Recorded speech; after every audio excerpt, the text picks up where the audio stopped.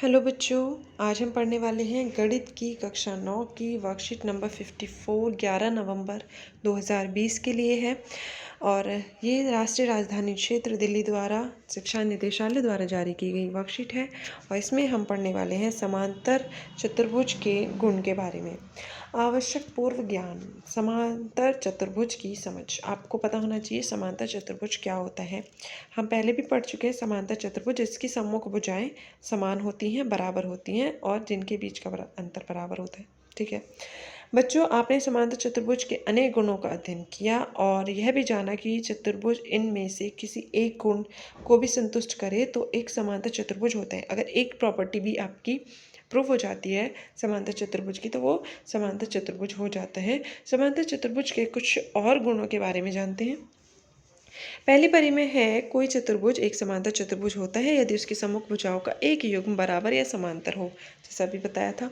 ठीक है, मान लीजिए कोई हमारा चतुर्भुज है इस तरीके से, जैसे यहाँ पर दिखाया गया है। ठीक, इसकी अगर सम्मुख भुजाएं बराबर हैं और समांतर हैं तो ये चतुर्भुज समांतर होगा। ठीक है, इस तरीके से। ठीक, दूसरी परिमेय समांतर चतुर्भुज के विकर्ण एक दूसरे को परस्पर समद्विभाजित करते हैं, यानी कि दो बराबर भागों में बांटते हैं। जैसे कि ये वाला विकर्ण इसको बराबर भागों में बांटेगा और ये विकर्ण इसको बराबर भागों में बांटेगा, यानी कि यहाँ पर ओ ए बराबर ओ सी होगा और ओ बी बराबर ओ डी होगी। ठीक है, और इसका जो विलोम भी होगा, मतलब अपोजिट, वो भी सत्य होगा। अब देखिए, पहला उदाहरण हमें यहाँ पर दिया हुआ है। ये प्रॉपर्टीज़ आपको समांतर चतुर्भुज की याद रखनी है कि सम्मुख भुजाएं बराबर होती हैं, इनके जो कोण होते हैं। मान लीजिए एक और प्रॉपर्टी मैं यहाँ पर बता देती हूँ। ये समांतर चतुर्भुज है, इसके जो ये कोण हैं इनका मान 180 डिग्री होता है, हम पढ़ चुके हैं। ठीक है, अगर इसमें तिर्यक रेखा बन रही है, जो हमने समांतर रेखाओं के बीच एक तिर्यक रेखा जाती है, उनकी प्रॉपर्टी भी पढ़ी है, तो उसका मान भी हमें पता होना चाहिए। इसके अलावा जो समांतर चतुर्भुज में ये नहीं आएगा, ये तो समांतर रेखाओं के बीच की बात थी। ये आएगा कि 180 डिग्री का कोण बनाते हैं दोनों मिलकर, सम्मुख कोण मिलकर। ठीक, आसन्न कोण मिलकर 180 डिग्री बनाते हैं और सम्मुख कोण जो होते हैं वो बराबर होते हैं। ये सामने वाले कोण ये इसके बराबर होगा और ये वाला कोण जो होगा वो इसके बराबर होगा। ठीक है, और भुजाएं क्या होंगी, आमने सामने वाली सम्मुख भुजाएं समांतर होंगी। ये आपको याद रखना है। अब देखिए, उदाहरण 1 है हमारे पास। दी गई आकृति में जो ABCD है एक समांतर चतुर्भुज है, जिसमें P और Q क्रमशः सम्मुख भुजाओं AB और CD के मध्य बिंदु हैं। यदि AQ DP को S पर समद्विभाजित करे तो BQ CP को R पर समद्विभाजित करे, तो दर्शाइए कि, जैसे कि ये समद्विभाजित कर रहे हैं इस तरीके से, ये Q पर ये P पर। ठीक, और हमें दर्शाना है कि APCQ एक समांतर चतुर्भुज है। APCQ ये समांतर चतुर्भुज है। DPBQ ये भी एक समांतर चतुर्भुज है।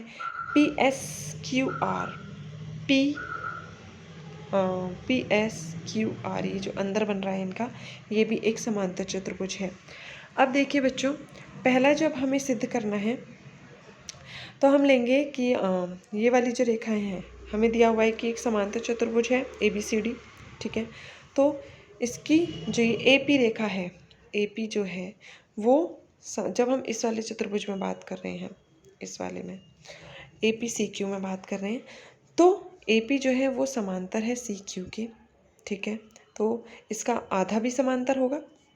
ठीक, तो और तो ये आधा बराबर भी होगा, समांतर भी होगा, बराबर भी होगा। ठीक है, तो ये वाली जो भुजा होंगी बराबर हो गई, तो इसलिए ये क्या होगा, एक समांतर चतुर्भुज हो जाएगा। भुजाएं बराबर हो गई, समांतर हो गई, क्योंकि ये दोनों समांतर हैं तो इनके आधे भी समांतर होंगे। आधी भुजाएं बराबर हैं, भुजाएं बराबर हैं तो इनका आधा भी बराबर होगा। तो ये इन सब चीज़ों से लेकर ये हमारे पास आ गया, ये वाला जो चतुर्भुज है ये एक समांतर चतुर्भुज है। अब जो दूसरा है DPBQ। ठीक है, DPBQ ये वाला जो चतुर्भुज है इसकी बात कर रहे हैं हम। पूरा देख लेते हैं क्लियर एक बार।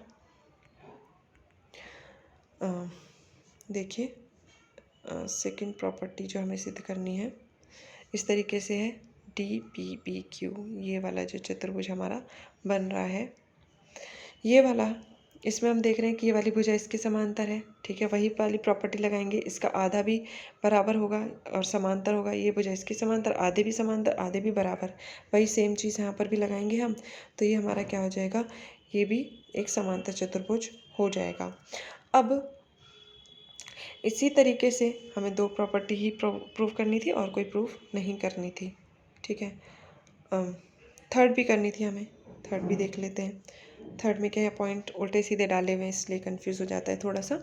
अब देखिए चतुर्भुज PQRS PPS, ये वाला जो चतुर्भुज है इसकी बात कर रहे हैं। यहाँ पर देखिए बच्चों SP ये वाली जो भुजा है, ये वाली SP ये समांतर है QR के, इस वाली भुजा के, ठीक है। और ये जो है वो किस लिए बराबर है, SP DP का एक भाग है। SP जो है वो DP का ही भाग है, ठीक है। और ये इसका भाग है, इसलिए ये समांतर है। और इसी प्रकार SQ जो है वो समांतर होगी, SQ दिखा देते हैं SQ आपको। ये SQ जो है वो समांतर होगी PR के, ठीक है। इसलिए जब ये भुजा इसके समांतर है, ये भुजा इसके समांतर है, तो ये कैसा चतुर्भुज होगा, ऑब्वियसली एक समांतर चतुर्भुज होगा।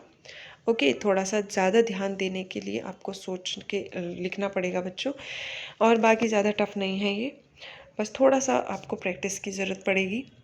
चलिए अब देखते हैं यहाँ पर जो अभ्यास प्रश्न है।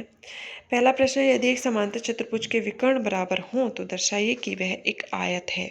चलिए देखिए यहाँ पर ये आकृति दी हुई थी, इस तरीके से दी नहीं थी, हमने बनाई है। ABCD एक समांतर चतुर्भुज हमने बना लिया। हमने ले लिया ये त्रिभुज ABD, ये वाला त्रिभुज, और ये वाले त्रिभुज में हमने ले लिया है, इसमें हमें पता है कि ये वाली जो सम्मुख भुजाएं हैं क्या है, बराबर हैं। ये वाली सम्मुख भुजाएं भी बराबर हैं क्योंकि एक समांतर चतुर्भुज की भुजाएं हैं। और इन दोनों त्रिभुजों में ये वाली भुजा क्या है, उभयनिष्ठ है, इसलिए ये दोनों त्रिभुज कैसे हो गए, S से सर्वांगसम हो गए। सर्वांगसम हो गए तो इनके ये वाले जो कोण होंगे, ये कोण भी क्या होंगे, बराबर होंगे। CPCT से हमने इनको बराबर कर लिया। इसी प्रकार अगर हम इस वाले त्रिभुज और इस वाले त्रिभुज की बात करते तो ये B और D कोण हम बराबर कह सकते थे, ये हमने लिख दिया, इसको 2 मान लिया। अब देखिए जब हमने इसको आगे किया है, अब इसमें हमने लिया है कि ये दोनों हमने प्रॉपर्टी कर ली। अब त्रिभुज ABC ये वाला त्रिभुज लिया है और एक ये वाला त्रिभुज लिया है DBC, ठीक है, ये वाला। इनमें हमने देखा कि ये वाली भुजा समांतर है, चतुर्भुज की सम्मुख भुजाएं हैं। और हमें दिया है कि AC जो है, जो विकर्ण है वो भी बराबर है, विकर्ण बराबर है, ठीक है, दिया है। और ये जो रेखा है BC ये दोनों में आ रही है, उभयनिष्ठ हो गई, तो दोनों त्रिभुज कैसे हो गए, सर्वांगसम हो गए। सर्वांगसम हो गए तो इसका ये वाला जो कोण है इस वाले कोण के बराबर हो गया, कोण B बराबर कोण C हो गया CPCT से। इसी तरीके से अगर हम दूसरे वाले त्रिभुज लेते हैं, ये वाला त्रिभुज और ये वाला त्रिभुज की बात हम करते हैं, तो हमें मिलेगा ABD जो है वो बराबर है ADC के, ठीक है। यानी कि ये वाला कोण क्लियर दिखाते हैं आपको, ये वाला जो कोण है वो बराबर हो जाएगा इस वाले कोण में, जब हम इस वाले त्रिभुज और इस वाले त्रिभुज की बात करते हैं।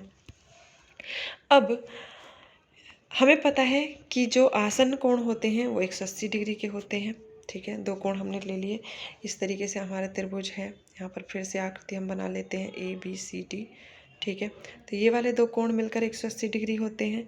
अब हमें ये भी पता है कि इसमें समीकरण 3 में हमने पढ़ा था कि ये वाला जो है ये इसके ABC के बराबर होता है, इसकी जगह हमने ABC रख लिया, तो ये हो गया हमारा 2ABC और ये 180 के बराबर है। जब हमने इसको कैंसिल आउट किया तो ये आ गया 90 डिग्री। अब समीकरण 2 अब जब देखेंगे तो ये देखिए समीकरण 2 हमारी ये वाली है, इसमें आप ये देख रहे हैं कि ये ABC जो है वो CDA के भी बराबर है। ABC हमने 90 निकाला है तो ये CDAB कितना हो जाएगा, 90 डिग्री का हो जाएगा।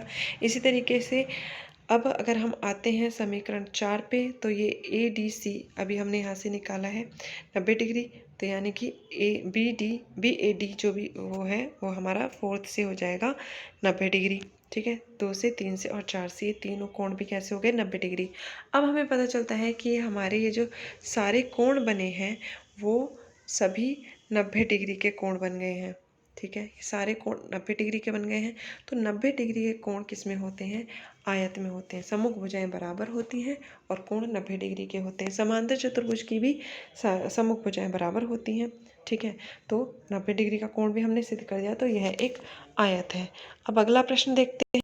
अगला प्रश्न है बच्चों, दी गई आकृति में समांतर चतुर्भुज ABCD के विकर्ण BD पर दो बिंदु P और Q इस प्रकार स्थित हैं। ये वाला आकृति के बारे में बात हो रही है। P और Q ये बिंदु है, इस प्रकार स्थित हैं कि DP बराबर BQ है। दर्शाइए कि त्रिभुज APD सर्वांग है त्रिभुज CQB के। AP बराबर CQ है, ठीक है, AP बराबर CQ है। त्रिभुज AQB ये वाला जो त्रिभुज है ये इसके बराबर है, ठीक है, सर्वांग सम है। और AQ बराबर है CP और APCQ एक समांतर चतुर्भुज है। देखिए पहले हमने लिख लिया जो हमें दिया हुआ था, जो हमें सिद्ध करना था वो भी हमने सारी चीज़ें लिख ली हैं। अब हमें जो सिद्ध करना है वो ये पहली चीज़ हमें सिद्ध करनी है, ये दो त्रिभुज सर्वांग सम। ये कहाँ है त्रिभुज, हम देख लेते हैं यहाँ पर। ये वाला त्रिभुज APD और ये वाला त्रिभुज CBQ, इन दोनों में बात करते हैं। आपको पता है ये वाली भुजाएं समान बराबर है, ये हमें दिया हुआ है, समांतर चतुर्भुज की भुजाएं हैं, ठीक है, ये दिया हुआ है। और ये जो है DP ये वाली भुजा इस वाली भुजा के बराबर हमें दी हुई है, ठीक है, दिया है, समांतर भुजाएं हैं। और इनके जो कोण है, ये वाला कोण बराबर होगा इस वाले कोण के। क्यों होगा, क्योंकि एकांतर कोण है ये, ठीक है। जब ये सब तीन चीज़ें बराबर हो गई तो ये हमारा SAS से सर्वांग सम हो गया। और CPCT से हम कह सकते हैं दूसरी चीज़, ये तो हमारा प्रूफ हो गया फर्स्ट। सेकंड में हम CPCT से कह सकते हैं इसी को कि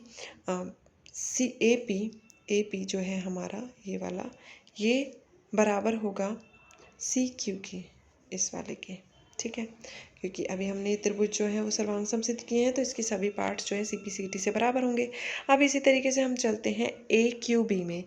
AQB ये वाला जो त्रिभुज है और ये नीचे वाला त्रिभुज, इसमें भी हमें पता है ये दोनों चीज़ बराबर है, दिया है, ठीक है। ये सामने वाली भुजाएं सम्मुख भुजाएं समांतर चतुर्भुज के बराबर होंगी। और ये वाले जो कोण बनेंगे ये एकांतर कोण बनेंगे, ये भी बराबर होंगे, ठीक है। तो हमने इस तरीके से लिख लिया थर्ड पार्ट में ये तीनों चीज़ें। अब ये भी SAS से क्या हो गया, बराबर हो गया। और ये चीज़ वो सेम पहले वाले की तरह AQ बराबर हो जाएगा CP के CPCT से, क्योंकि ये त्रिभुज के ही पार्ट्स हैं। अब इसमें हम देख रहे हैं कि जो चौथा भाग है कि चतुर्भुज APCQ, अब इसमें बात करनी है। अभी हमने दो चीज़ें बराबर कर ली हैं, हमें जो ये बीच वाला चतुर्भुज बन रहा है बच्चों हमारा, ये वाला, इसको सर्वांग समांतर चतुर्भुज सिद्ध करना है। तो अभी हमने देखा कि इसमें ये वाली भुजा जो है वो इसके समांतर है, ये वाली भुजा इसके समांतर है। समांतर मतलब हाँ समांतर है, बराबर है। अभी हमने सिद्ध किया है यहाँ पर और यहाँ पर, ठीक है। जब ये दोनों भुजाएं बराबर हैं, सम्मुख भुजाएं बराबर हैं, तो ऑब्वियसली ये क्या होगा, एक प्रॉपर्टी भी अगर बराबर हो जाती है तो चतुर्भुज कैसा हो जाता है, समांतर चतुर्भुज, ठीक है। अब अगला प्रश्न देखते हैं। अगला प्रश्न हमें इस तरीके से दिया हुआ है, त्रिभुज ABCDEF में AB बराबर DF है, AB समांतर है DE के, BC बराबर है EF के और BC समांतर है EF के। शीर्ष AB और C को क्रमशः शीर्षों DEF से जोड़ा जाता है। तो हमें दर्शाना है, ये आप एक बार आकृति भी देख लीजिए साथ में। ये वाली भुजाएं हमें दे रखी हैं, AB इसके समांतर है और ये BC इसके समांतर है और बराबर है, ये चीज़ हमें दे रखी है। और हमें सिद्ध करना है पहले में चतुर्भुज ABED ये वाला जो चतुर्भुज है ये समांतर चतुर्भुज है। उसके बाद हमें सिद्ध करना है BEFC ये वाला जो चतुर्भुज है नीचे वाला, ये एक समांतर चतुर्भुज है। फिर हमें सिद्ध करना है कि ADCF के समांतर है भुजा और बराबर है। और फिर हमें सिद्ध करना है कि ये वाला जो चतुर्भुज है ये चतुर्भुज समांतर है। फिर ये सिद्ध करना है कि AC ये वाली जो भुजा है ये DF के समांतर है। फिर हमें ये प्रूव करना है कि ABC जो त्रिभुज बन रहे हैं, ये दो त्रिभुज आपको दिखाई दे रहे हैं DEF, ये दोनों त्रिभुज क्या हैं, सर्वांग सम है। बहुत इजी है, बहुत थोड़ा सा लेंदी है लेकिन बहुत इजी क्वेश्चन है। चलिए देखते हैं कैसे होगा। देखिए दिया है ये चीज़ हमें दी हुई है, सब हमने लिख ली। अब सिद्ध करना है पहले कि ए बी ई डी ये वाला जो चतुर्भुज है एक समांतर चतुर्भुज है। ए बी जो है ये वाली भुजा ये बराबर है इसके और समांतर है, तो इसलिए ये वाला चतुर्भुज कैसा हो गया, समांतर हो गया। दूसरे में बी ई एफ सी, इसमें हमें ये वाली भुजा इस वाली भुजा की समांतर दी हुई है और बराबर दी हुई है, तो इसका मतलब ये वाला चतुर्भुज बी ई एफ सी समांतर हो गया। ठीक है, अगला हमें सिद्ध करना है बच्चों कि ए डी समांतर है सी एफ के। देख लेते हैं, ए डी समांतर है सी एफ के। ये कैसे होगा, ये देखिए, ये हमने लिखा कि ए बी ई डी, आप देखिए यहाँ पर ए बी ई डी एक समांतर चतुर्भुज है, तो इसकी सम्मुख भुजाएं क्या हो जाएंगी, समांतर हो जाएंगी। तो हम लिख सकते हैं यहाँ पर ये क्या हो जाएंगी, समांतर होंगी। ठीक है, अब ये वाली भुजाएं समांतर हो गई। ठीक है, और ये हमें दिया हुआ था कि बी ई जो है वो बराबर है सी एफ के। ये देखिए बी ई ये इसके बराबर है, समांतर है, क्योंकि ये भी एक समांतर चतुर्भुज था। ये वाली भुजा इसके समांतर, ये वाली भुजा इसके समांतर, तो ये वाली जो भुजाएं होंगी ये भी क्या हो जाएंगी, समांतर भुजाएं हो जाएंगी। ओके, अब देखिए बच्चों, सिद्ध करना है इस बार हमें ए सी एफ डी एक समांतर चतुर्भुज है। उसके लिए हमें पता है कि ए डी, आप जब आकृति में देखेंगे तो ए डी जो है वो सी एफ के बराबर है, अभी हमने देखा था, और समांतर है, तो इसलिए ए सी एफ डी क्या होगा, एक समांतर चतुर्भुज होगा। अब ए सी बराबर होगा डी एफ के, ये हमें सिद्ध करना था। ठीक है, तो ये कैसे सिद्ध होगा, डी एफ के, ये सी एफ है, यहाँ पर डी एफ के समांतर हमें सिद्ध करना है। जब ए सी डी एफ एक समांतर चतुर्भुज है तो उसकी सम्मुख भुजाएं क्या होंगी, बराबर होंगी। आप एक बार और देख सकते हैं आकृति में, देखिए इसकी बात हो रही है ए सी एफ डी। ठीक है, ये वाला जो चतुर्भुज है ये एक समांतर चतुर्भुज है, तो ए सी बराबर डी एफ हो जाएगा।